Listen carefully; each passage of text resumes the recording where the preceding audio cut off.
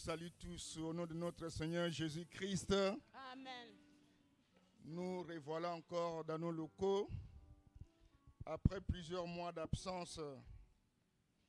Mais Dieu nous a fait quand même grâce de retrouver ces cultes de dimanche qui nous ensemble, qui nous unit et qui forment une grande famille, la montagne du salut. Amen.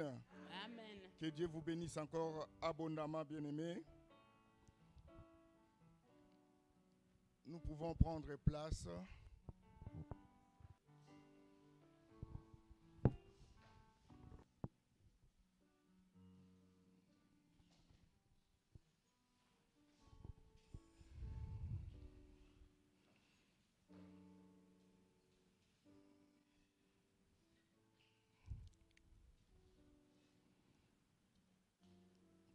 Pour ce premier dimanche du retour au Bercail, nous allons prendre nos Bibles.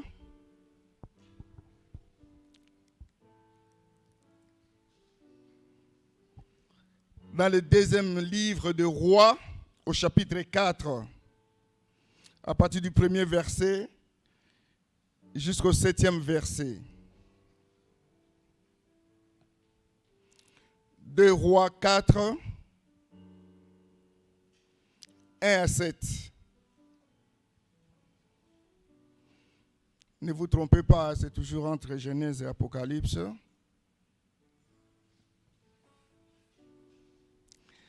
Amen. Je vais faire la lecture au nom de notre Seigneur Jésus-Christ. Une femme de la communauté des prophètes cria à Élisée: ton serviteur, mon mari, est mort. Et tu sais qu'il craignait l'Éternel. Or, le créancier est venu pour prendre mes 2 enfants et faire d'eux de ses esclaves. Élisée lui dit: que puis-je faire pour toi? Dis-moi, qu'as-tu chez toi? Elle répondit: ta servante n'a rien du tout chez elle, mais à part un pot d'huile. Il dit à la femme: va demander des vases dans la rue, chez tous tes voisins, des récipients vides. Demande-en un peu et demande-en un grand nombre. Une fois rentré, ferme la porte derrière toi et tes enfants. Verse de l'huile dans tous les récipients et mets de côté ceux qui sont pleins. Alors elle les quitta, elle ferma la porte derrière elle et ses enfants qui lui présentaient les récipients et elle versait. Lorsque les récipients furent pleins, lorsqu'elle dit à son fils: donne-moi encore un récipient, et qu'elle lui répondit: il n'y en a plus. L'huile s'arrêta. Elle alla le rapporter à l'homme de Dieu qui lui dit: va vendre l'huile et paye ta dette. Tu vivras avec tes enfants de ce qui restera. Amen. Est-ce qu'on peut acclamer la parole de Dieu?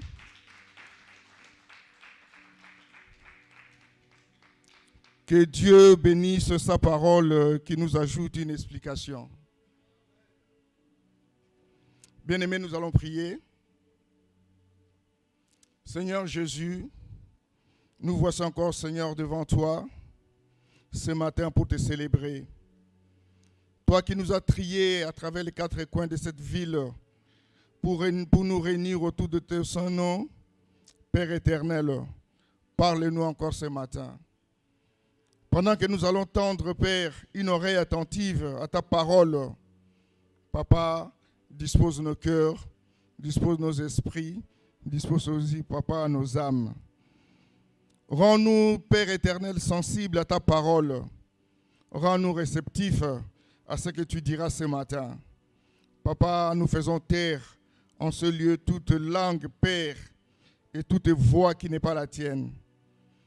Dans le nom de Jésus, nous t'avons ainsi prié.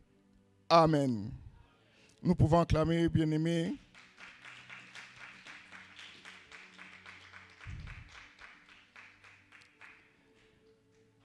Le titre de ce message est tout à fait simple, comme nous venons de constater après la lecture.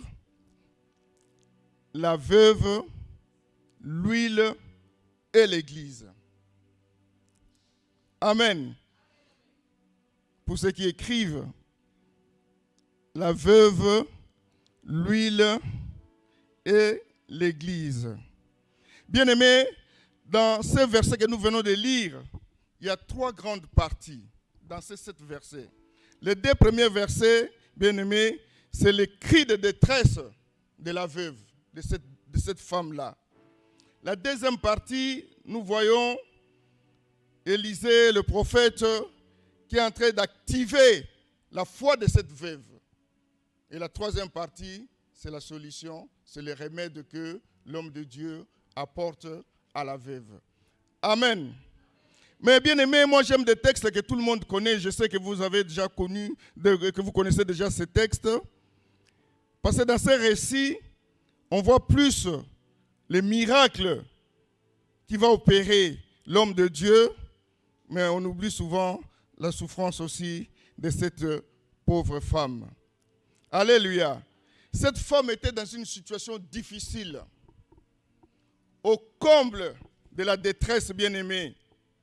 Cette femme avait perdu tous les repères. Cette femme-là, bien-aimée, était vraiment au bout de ses moyens. Ils avaient contracté des dettes chez un créancier, et voilà que son mari vient de mourir. Et le créancier se présente pour réclamer les dettes. Alléluia. Je voudrais, bien aimé, que vous puissiez me suivre attentivement ce matin. Elle n'avait plus de soutien. Mais seulement, il y avait Élisée, le prophète, qui était là. Voilà, cette dame va interpeller le prophète. Il lui dit, ton serviteur, mon mari, est mort. Mais tu sais qu'il craignait l'Éternel. Alléluia. Alléluia. Vous voyez bien aimé, dans de cette situation où se trouvait cette dame-là, on doit d'abord commencer par présenter ses problèmes. Alléluia. Ses dettes. Mais cette femme-là ne présente pas encore ses dettes. Elle va vanter le mérite de son mari qui était mort.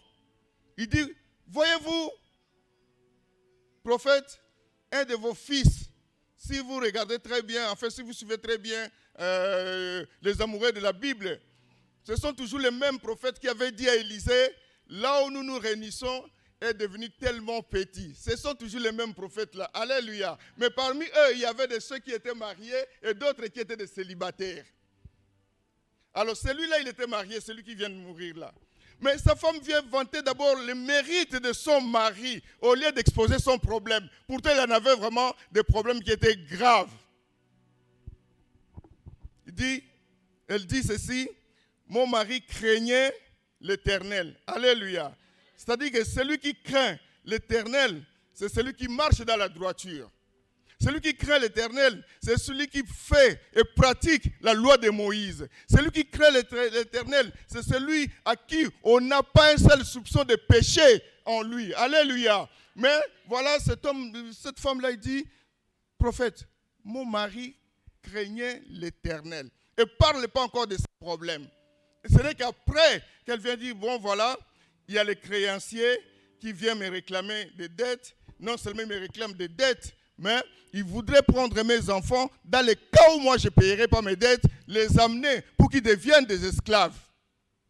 Vous savez, à cette époque-là, bien-aimés, si vous lisez très bien la Bible, vous verrez que des créanciers, c'était des hommes qui avaient des droits exorbitants, ils pouvaient faire tout à cause des créances qu'ils ont données. Mais seulement, il dit à Élisée, voilà, moi j'ai des dettes, mais il y a le créancier qui est là. La Bible ne nous dit pas si c'est cette dame-là qui avait appelé les créanciers, ou bien le créancier s'est pointé de lui-même, on ne sait pas. Et souvent, parfois, quand on ne sait pas, la Bible nous impose aussi un silence. Alléluia. Mais voilà que le créancier était là. Le créancier bien-aimé n'a plus de patience. Il vient réclamer son dû. Il vient réclamer son argent, Bien-aimé, donc il dit, moi je vais amener les enfants. Ils deviendront mes esclaves. Comme ça, ils travailleront pour moi gratuitement pendant que toi, tu ne sauras pas payer mes dettes. Bien-aimé, dans ce pays, je sais que nous contractons aussi des dettes. Nous allons aussi voir, il y a pas mal de sociétés qui donnent de l'argent et tout. Mais quand tu n'arrives plus à payer, il y a des huissiers qui t'écrivent, il y a des huissiers qui passent à la maison. Ce n'est pas toujours facile pour quelqu'un. Alléluia. Je crois que nous avons tous connu ça. Alléluia.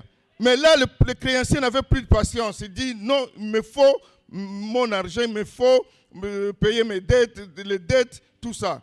Alors, la femme dit à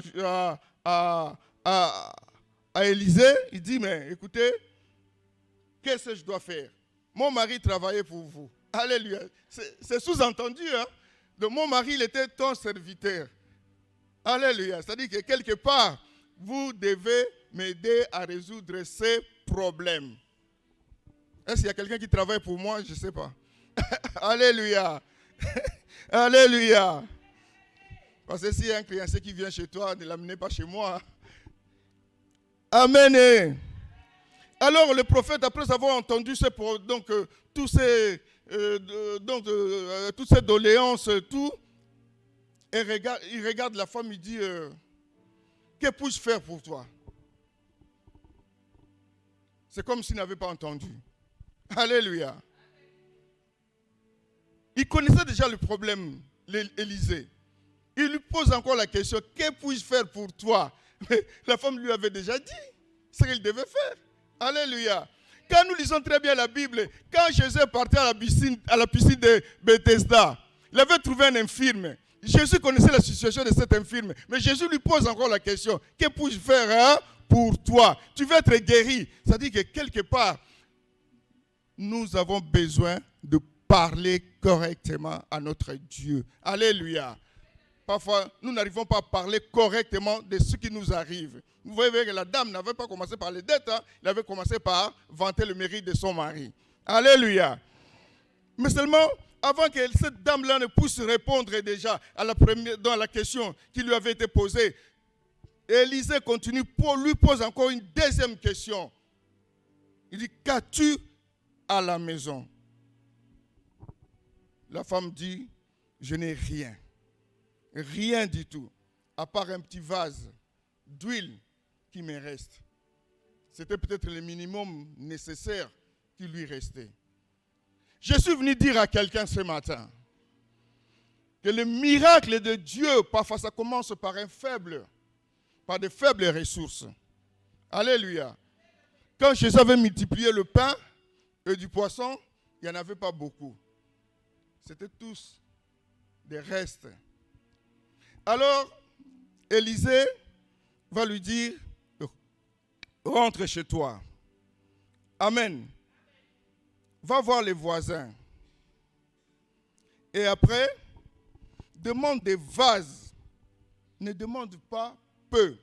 Demande vraiment un grand nombre chez le voisin. Alléluia. Vous voyez qu'on a toujours besoin d'un voisin. Amen. On a toujours besoin d'un voisin. Vous qui négligez les voisins, moi je m'en fous de voisins et tout. Non, on a toujours besoin d'un voisin. Il dit, rentre chez toi, va, demande de vases, mais que ces vases-là soient vides. C'était une condition. Que ces vases-là soient vides. Et quand tu rentreras avec ces vases-là chez toi, referme la porte derrière toi et tes enfants. Remplis-le d'huile. Cette femme-là devrait aussi se poser une seule question. Il dit, comment est-ce que je peux les remplir d'huile? Moi qui n'en ai pas, je n'avais qu'un petit vase. Alléluia. Mais par la foi, cette femme-là a cru à la parole du prophète. Il dit, je vais faire ce que toi tu m'as dit. Alléluia. Parfois nous arrivons à douter des choses de Dieu parce que nous sommes dans une situation d'incrédibilité avancée. Crois la parole de Dieu. Elle n'avait laissé qu'un petit vase d'huile chez lui. Alléluia. Mais Élisée lui dit, va chez les voisins, prends des vases Pas un petit nombre, mais un grand nombre. Quand tu arriveras chez toi, rentre dans la maison, commence à remplir des vases. Et ceux qui seront pleins, mets-les de côté. Alléluia. Là, Élisée était en train d'activer la foi de cette femme-là. Je suis en train de prier ce matin que Dieu active la foi de quelqu'un dans cette salle, dans le nom de Jésus. Alléluia. Alléluia. Bien-aimé, il était là, elle était là, et n'a pas demandé à Élisée, mais comment est-ce que moi je n'ai pas d'huile, comment est-ce que je vais faire? Non, elle a cru à la parole du prophète. Elle est partie. Elle est allée chez les voisins, elle a pris des vases, des étaient vides. Elle est rentrée chez elle. Alléluia. Je suis venu dire à quelqu'un ce matin, soit peut-être cette vase vide-là. Alléluia. Quand nous venons à l'église, présente-toi comme un vase qui est vide pour que Dieu te remplisse. Alléluia. Pour que Dieu te remplisse. Ne sois pas celui qui connaît trop, qui connaît plein, qui n'a pas besoin. Alléluia. Moi, je me présente toujours comme un vase vide là où je vais, tout le temps. Parce que je ne connais rien. J'ai besoin de connaître. Alléluia. Est-ce que je parle à quelqu'un ce matin? On peut acclamer pour la gloire de Dieu. Il dit, ferme la porte derrière toi. Peut-être Élisée voulait que ce ne soit pas un spectacle. Il voulait que ça passe dans l'intimité. Il ne voulait pas que le public, des curieux, viennent voir ce qui se passait là-bas. Alléluia. Elle dit, ferme la porte. Alors la femme a commencé, la femme a fermé la porte. Ils ont commencé à de mettre de l'huile dans des vases. Ils ont mis de l'huile, ils ont mis de l'huile, ils ont mis de l'huile, ils ont mis de l'huile. Comme on lui avait demandé de prendre un si grand nombre de vases. À un certain moment, la dame demande à son enfant, donne-moi encore un récipient. L'enfant dit, il n'y en a plus. Alléluia. Alléluia. Je suis venu dire à quelqu'un ce matin, ce n'est pas l'huile qui a manqué, ce sont des vases qui avaient manqué. Alléluia. Ce n'est pas l'huile qui avait manqué, c'est le vase qui avait manqué. Alléluia. C'est-à-dire que je suis venu dire à quelqu'un que les bontés de Dieu ne s'épuiseront jamais. Les bénédictions de Dieu ne s'épuiseront jamais. Imagine-toi un instant, si Dieu descend ici avec ses bénédictions, il va donner à tout le monde. Vous croyez que les bénédictions seront finies? Non, il y en aura toujours. L'huile s'est arrêtée juste quand les vases, il y en avait plus de vases. Mais je suis venu dire à quelqu'un que ce ne sont pas de l'huile qui avait manqué, ce sont des vases qui avaient manqué. Alléluia. Je ne sais pas si nous sommes dans la même diapason. Alléluia. Alors, il doit prendre tous ces vases-là, les ramener chez le prophète. Il dit, voilà, le travail que tu m'as demandé de faire, je l'ai fait. Voici les vases, ils sont tous remplis. Il dit, bon, il dit, va les vendre. Vends-le et tu paieras ta dette. Alléluia. Mais le reste, tu garderas pour toi. Cette femme-là n'avait pas prévu le reste. Elle avait prévu de payer les dettes. Alléluia. Et son problème, c'était de payer les dettes et que je sois tranquille, que les créanciers n'amènent pas mes enfants. Mais c'est que cette femme-là avait oublié que notre Dieu, il va toujours au-delà de notre entendement. Alléluia. Il donne toujours au-delà de notre imagination. Il donne toujours au-delà de ce que nous demandons. Alléluia. Donc cette femme-là, à part la dette qu'elle devait payer, elle devait aussi avoir une provision. C'est pour cela notre Dieu, ce n'est pas pour rien qu'on l'appelle Jéhovah Jireh, parce qu'il pourvoit toujours aux besoins de ses enfants. Alléluia. Alléluia. Ramène, donc, vends les vases. Et le reste, tu garderas pour toi et tes enfants. Bien-aimés, c'est là où se termine cette prédication. J'avais été très court ce matin parce que c'était le premier dimanche. Et comme c'était le premier dimanche, je n'ai pas voulu aller trop loin. Ceux qui ont des préoccupations peuvent partir, mais ceux qui veulent encore que nous puissions continuer peuvent rester. Amen. Amen. Bien-aimés, tout ce que je viens de vous dire, c'est tout ce qui est écrit tout ce qui est écrit dans la Bible. Mais nous allons rentrer dans la profondeur des choses maintenant. À partir de maintenant, sois attentif pour écouter ce que je dois vous dire. Alléluia. Alléluia. Bien-aimés, la situation de cette femme est la situation de l'Église aujourd'hui. C'est étrange, c'est tragique, mais c'est comme ça. Bien-aimés, c'est l'image même spirituelle de l'Église aujourd'hui, la situation de cette femme-là, de cette veuve. Pourquoi elle est comme ça? Je vais vous expliquer par des prototypes, par des stéréotypes, comme vous voulez. Cette femme-là représente celle qui travaille dans la maison de Dieu. Sa maison, c'est la maison de Dieu. Alléluia. Les créanciers, c'est le monde. Nous allons y aller tout doucement et vous comprendrez ces choses-là.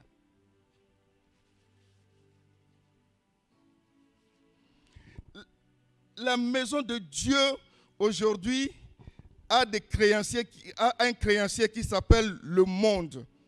Et le monde exige pas mal de choses à l'Église aujourd'hui. Alléluia.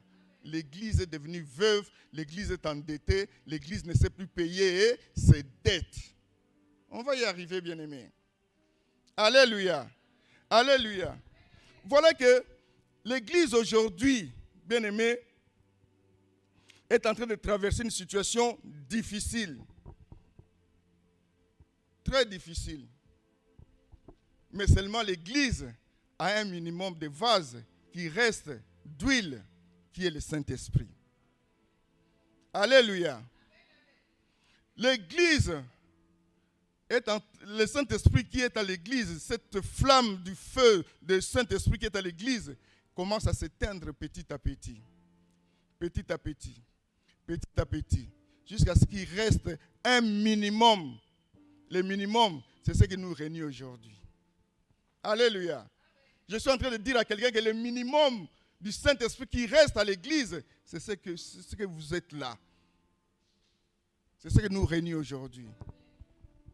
Je parle à quelqu'un. L'Église n'est plus riche comme dans le temps. Alléluia. On amenait des malades à l'église, les malades étaient guéris. Aujourd'hui, on amène des malades à l'église, ils ne sont plus guéris. Je ne sais pas si je parle à quelqu'un. L'église n'est plus riche pour payer ses dettes. Aujourd'hui, quand tu vois ceux qui sont dans l'église aujourd'hui, là, ceux qui viennent à l'église, non seulement ils viennent à l'église, mais ils ont d'autres occupations. C'est-à-dire que quand ils partiront d'ici, tout ce qu'on a enseigné, tout ce qu'on a dit, c'est rentré là-bas, c'est sorti de l'autre côté, parce qu'il y a les créanciers qui te demandent d'autres choses. Alléluia. Qui sont beaucoup plus importants, plus que ce que l'Église peut te donner. Aujourd'hui, l'Église n'a plus rien à donner, bien-aimé. C'est le monde qui donne aujourd'hui, ce n'est plus l'Église. Pourtant, le monde avait besoin de l'Église. Le monde ne pouvait vivre que par l'Église. Alléluia. Mais aujourd'hui, c'est le contraire. Je ne sais pas si je parle à quelqu'un. Aujourd'hui, les bien-aimés, les créanciers qui est le monde n'a plus de patience. Il vient réclamer. Et l'apôtre Paul dit ceci. Je me dois aux Juifs et aux païens. C'est que nous, l'Église, nous devons être ce que nous devons donner. L'évangile de Jésus-Christ. Jésus nous a choisis, Jésus nous a appelés, Jésus nous a envoyés pour que cet évangile-là couvre le monde entier jusqu'aux extrémités. Alléluia. Mais aujourd'hui, nous n'arrivons plus à le faire parce que le monde nous empêche de le faire. Alléluia.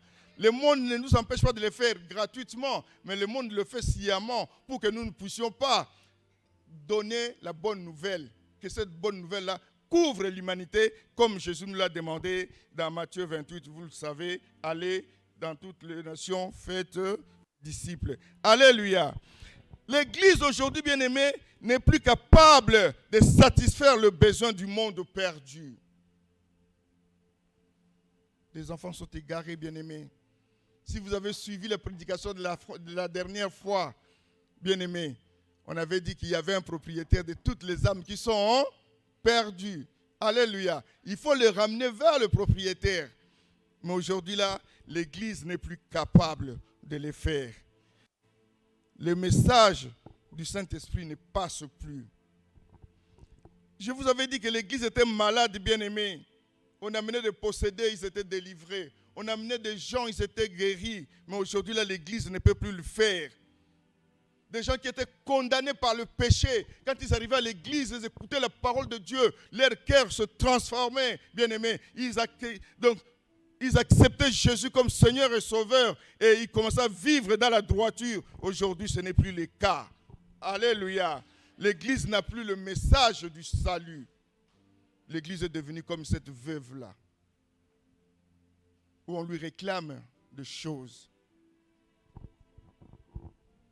Je parle à quelqu'un ce matin. Alléluia.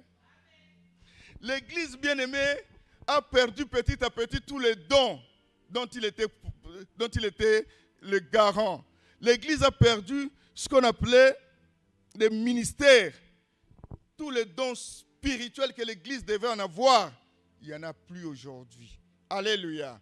À cause de ce monde, à cause du créancier. L'Église aujourd'hui, bien-aimée, il lui manque de l'huile. Mais nous avons vu que l'apôtre avait dit, va dans ta maison. Commence à verser de l'huile dans des vases. Il n'y en avait pas. Alléluia. Il n'y avait qu'un petit bout. Le petit bout qui reste à l'église, nous devons l'activer aujourd'hui. Je ne sais pas si je parle à quelqu'un. Le petit bout d'huile qui reste, le Saint-Esprit qui reste à l'église aujourd'hui, nous devons l'activer. Alléluia. Pour aller chercher toutes ces âmes perdues que le monde a pris comme captifs dans le nom de Jésus. Bien-aimés, nous ressemblons, l'église ressemble au temps d'Élisée. Parce que rien n'a changé. Il n'y a rien de nouveau dans ce monde. Alléluia. Aujourd'hui, là, quand tu vois des gens, ils sont avides de téléphones, ils sont avides de spectacles, ils sont avides d'aller dans des boîtes de nuit. Alléluia. Tout ceci parce que l'Église n'a plus rien à offrir aux chrétiens. Amen. Amen. Il faudrait que l'Église puisse activer le Saint-Esprit, que le Saint-Esprit puisse toucher nos frères et sœurs pour qu'ils reviennent dans l'Église. Non seulement il y a les créanciers qui les réclament, mais nous devons faire voir aux créanciers que l'Église aujourd'hui est capable de payer les dettes de ce monde. Alléluia.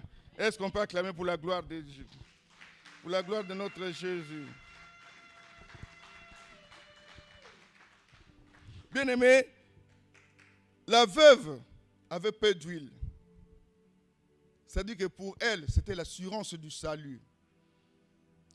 Le Saint-Esprit que nous avons aujourd'hui, le peu d'huile qui reste dans l'Église, c'est une espérance aussi pour nous, pour que l'Église avance. Alléluia. Bien-aimés, nous avons besoin d'activer le Saint-Esprit parce que nous avons besoin d'une Église qui soit forte. Nous avons besoin d'une Église qui soit puissante. Nous avons besoin d'une Église qui soit vivante.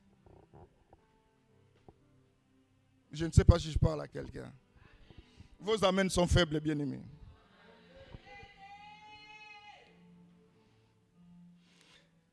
Nous sommes dans la vraie doctrine, l'Église.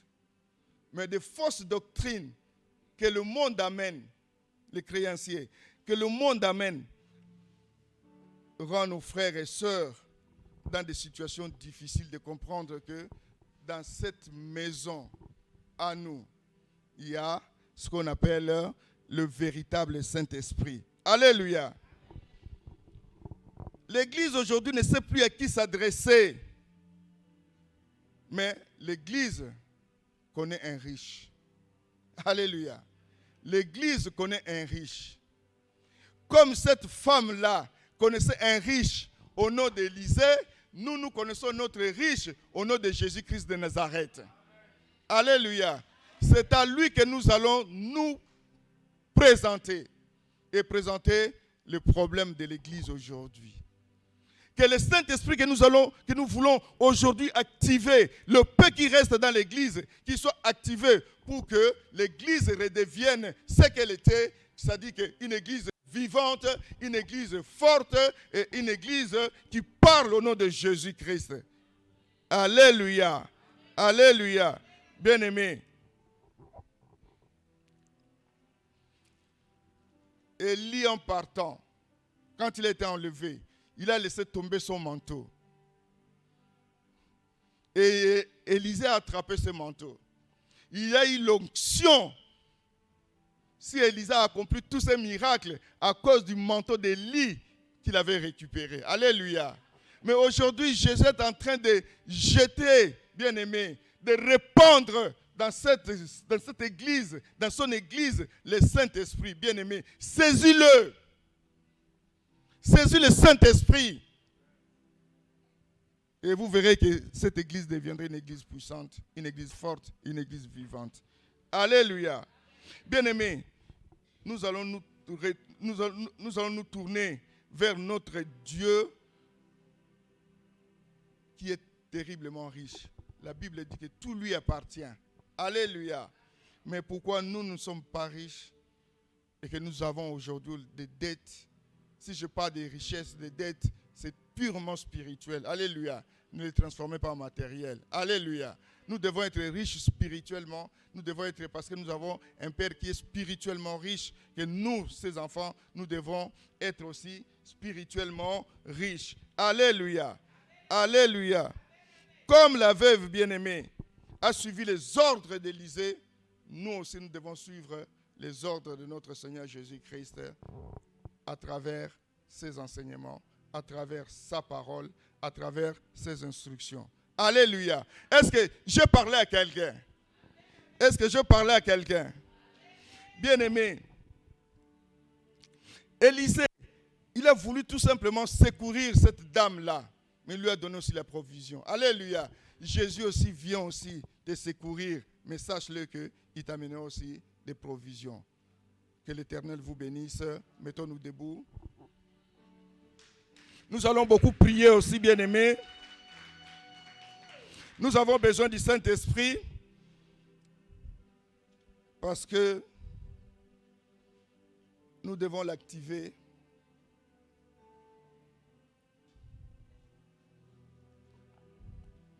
Là où tu es, bien-aimé, commence déjà à réaliser la présence de notre Dieu.